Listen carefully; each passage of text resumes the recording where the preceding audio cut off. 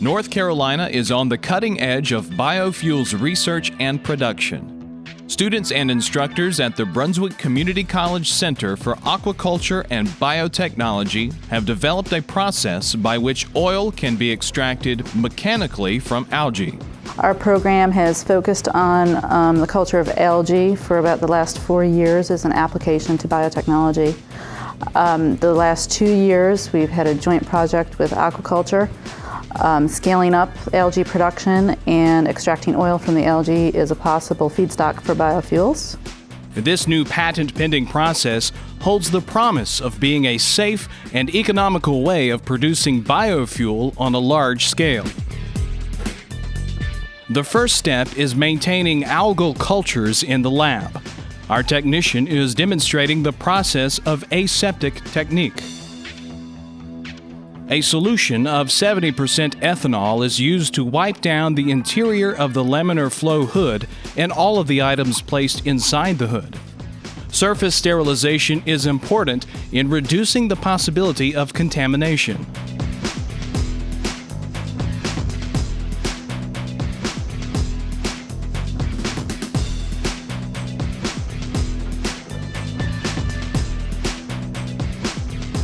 Next, the ethanol lamp is lit. A culture tube with an existing culture is opened, and the lip of the tube is flamed.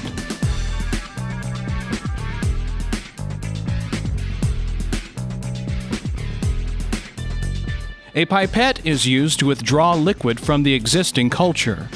Approximately 10 milliliters of the viable cells in media are transferred to fresh, sterile media.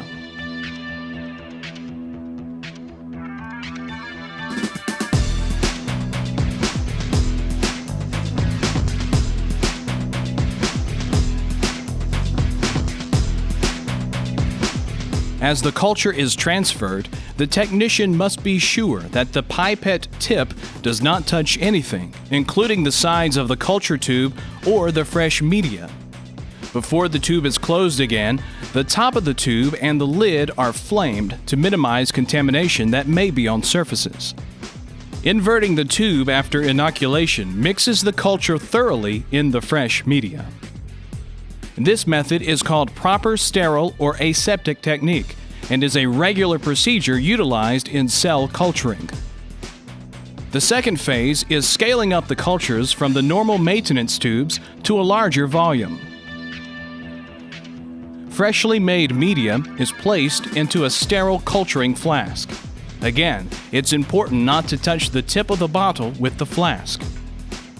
A dense culture from an existing tube is now transferred into the culture flask with the fresh media in order to begin the scale-up process.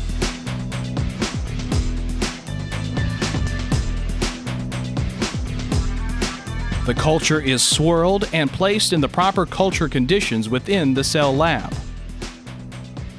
The same procedure is used to further scale up cultures to an even larger volume prior to inoculation of the Photobioreactor system.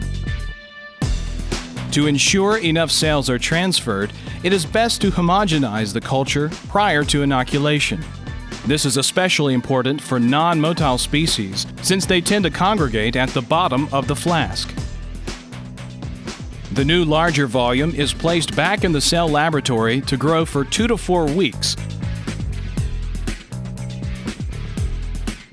Next, the cultures are transferred to the photobioreactor system. In the past, these 60-gallon fiberglass tubes were used to grow algae to feed shellfish.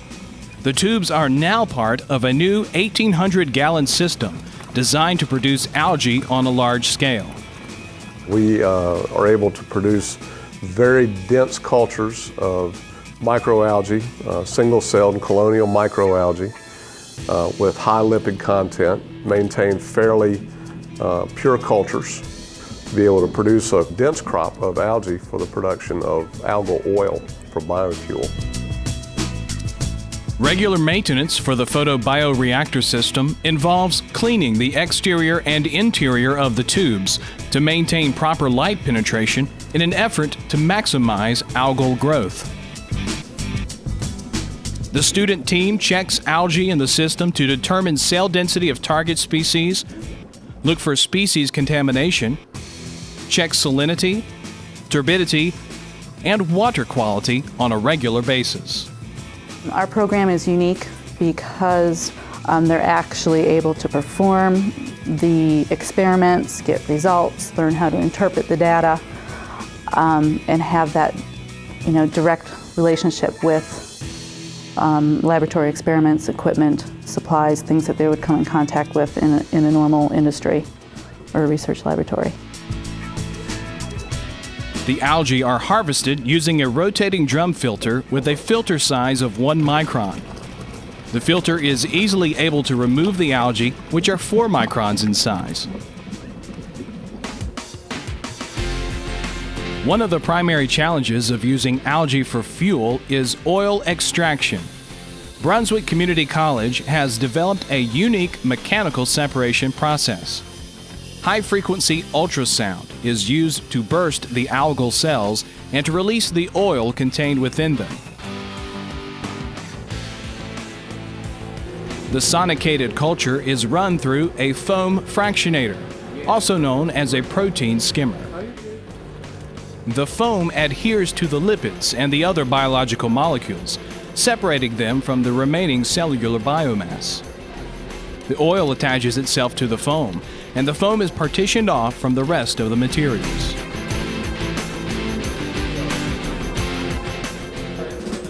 The final stage is centrifugation. This process separates components based on density. Just as oil floats on top of vinegar in salad dressing, the extracted cellular lipids will float to the surface of the centrifugated fraction. Cellular debris is concentrated at the bottom, then water and proteins, and the fats and oils will form a layer on the surface. Each component can then be siphoned off individually. The result is the successful extraction of oil from algae. Our next step in the production process would be to scale that up further. Most of the industry right now is actually focused on producing algae in photobioreactors and has pretty well given up on pond production. Personally, I don't think that's the way to go. If we want to lower the cost of production or minimize the cost of production, we're really going to have to develop viable, workable commercial pond culture techniques. We are now looking for federal funding to continue our project.